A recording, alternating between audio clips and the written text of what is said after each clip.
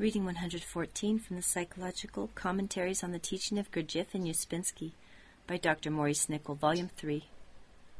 Great Animal House, Easter, March 27, 1948. A note on external and internal attention. Work idea. Man has more inner senses than outer senses. The object of the work is to develop the inner senses. This, in turn, develops the perception of the outer senses. Commentary. As regards the outer senses, we notice only a minute fraction of what we see. To observe, what we see is different from seeing. You see, say, a house 1,001 times. Have you any idea how many windows it has?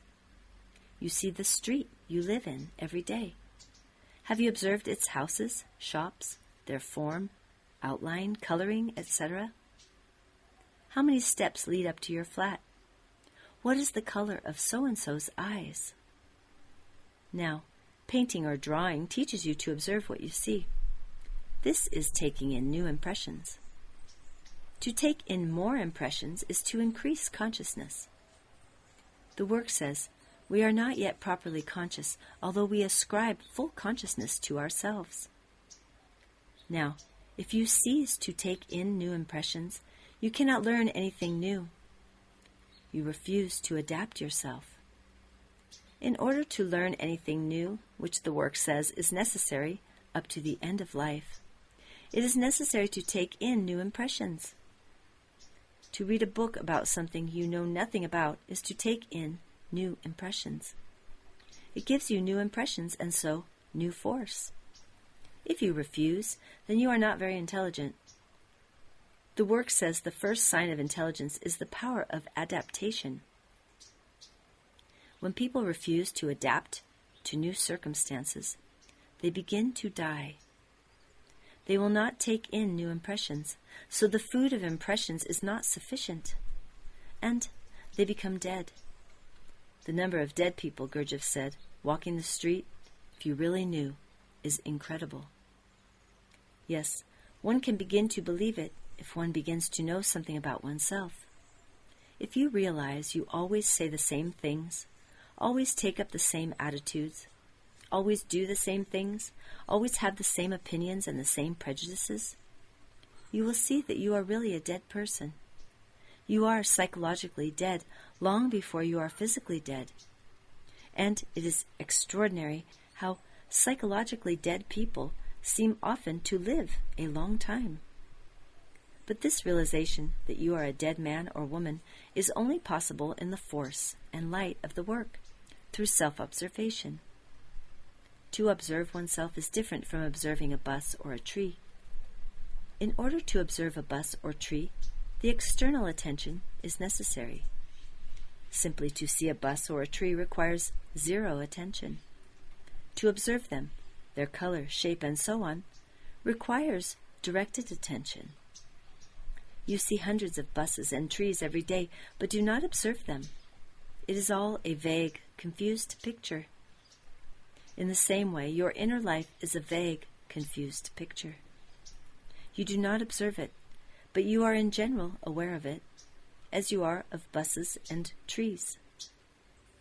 If we were not in some degree aware of our inner life, we could not focus inner attention on it, any more than if we are not in some degree aware of the external world, we cannot focus attention on it. Understand, then, that we are given a starting point on either side, outer and inner. Otherwise, we could not begin to increase consciousness in regard to outer objects or inner objects. The development of that inner organ of perception called self-observing eye leads to the development of other inner senses that eventually lead us to an increasing sensitiveness to higher centers and their continual messages to us.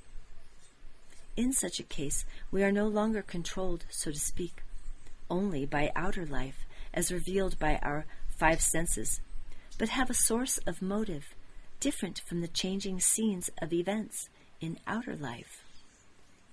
That is, the kaleidoscope of life with its pendulum swings, its ups and downs, its continual shiftings, is no longer our sole motive power. We then begin to realize what it is to be worked from inside, instead of only from outside.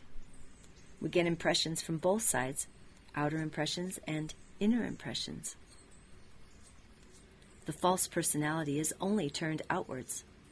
To begin to hear, in the work sense, this must be gradually made passive.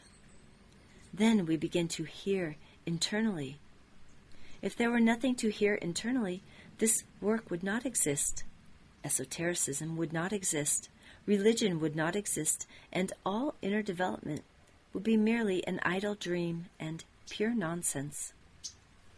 However, the work says that not only have we higher or better parts of ordinary centers, but that we have two fully developed centers working on us always, called higher centers, which we cannot hear. In this connection, the curing of the deaf in the New Testament means the psychological deafness. The man solely of the external senses is deaf in this way. All that the work teaches practically is designated for a definite goal. It is not designed to make us good, whatever that means, and, as is often said, good at what? But to render passive a mass of artificial, interposing material, of which the first layer belongs to false personality, so that we may begin to hear. It would be quite useless to try to get in touch with higher centers as we are. A tremendous amount of filth must be cleared away, as in that myth of Hercules and the Augean stables. The chief source of filth is ascribing to ourselves what we do not possess, such as real I, consciousness, will, power to do, and so on. That is, the chief source of filth is lying to ourselves, which belongs to the false personality. Since we are in such a state internally, it is necessary to observe ourselves. We possess self-observing I, which is turned inwards to the world of ourselves, and not outwards into the external world, which is foreign to us. Have you not ever felt how strange and foreign the external world is? These clouds, these beetles, these trees, these mountains, these earthquakes, these enormous, monotonous seas, these giraffes, these sandflies, these deserts, these plates of food, that sun, that moon, those galaxies, and the rest. Is it congruous to you? You find in self-observation and the development of the inner senses another world to which you really belong if you begin to touch impressions from higher centers.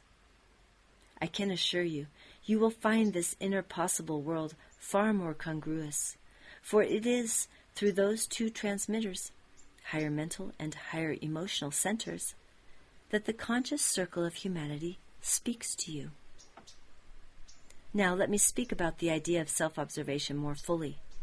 It is not simply an end in itself. It is a means, not an end. What is it a means to? I said just now that outer attention increases our consciousness of outer objects, and that inner attention increases our consciousness of inner objects. What is an inner object? A thought is an inner object. A feeling is an inner object. If you observe a thought or a feeling, and they are quite different and arise from different centers, you will realize that it is something in you, but not you. When you do not observe your inner life, it is merged with you, and you are merged with it, and everything lies in darkness. In this darkness, one is much victimized and set upon. It is therefore a good thing to let a ray of light in. This is self-observation. We become more and more conscious of what is not us. If you take your thoughts and feelings as yourself, that is, as I, if you say I to them, you are inwardly in the greatest confusion and darkness. It is a long journey getting rid of what is not us, what is not I. At first you find it difficult to say to nearly all thoughts, feelings, sensations, "This is not I." On the contrary, you will say, "But this is I." No, it is not, and the fact that you can observe it proves it. But this journey leads nearer and nearer to real I, which you can not observe. This is the end to which self-observation is the means. Understand, then, that the development of the inner sense, called self-observation, is not an end in itself, but a means to an end. That is, separating from what is not I. Try to realize when you are negative, this is not I. But if you put the feeling of I into the negative state, then two things occur. One, you take I as the negative state and speak and act from it. That is, you identify yourself with it. Two, it then has power over you, for whatever you identify with, outer or inner, has power over you and makes you serve it. Man is not made and born to be a slave, but owing to the powerful and constant hypnotism of life, he falls asleep and is then a slave to everything with which he identifies. In this way, by this clever trick, mankind is kept where it is, and endless, quite useless pain and suffering is produced. This is what the work teaches. Now, what you can observe internally, you cease to be identified with. This begins inner freedom. You then can, at night, go through the day and all its mechanical effects on you. By observation, both at the time and in retrospect, you separate from all these effects. This is a marvelous gift, and if you employ it, the results are marvelous. But you must keep awake in order to do this. Once you know and then understand this secret, you have something comparable to the pearl spoken of in the Gospels.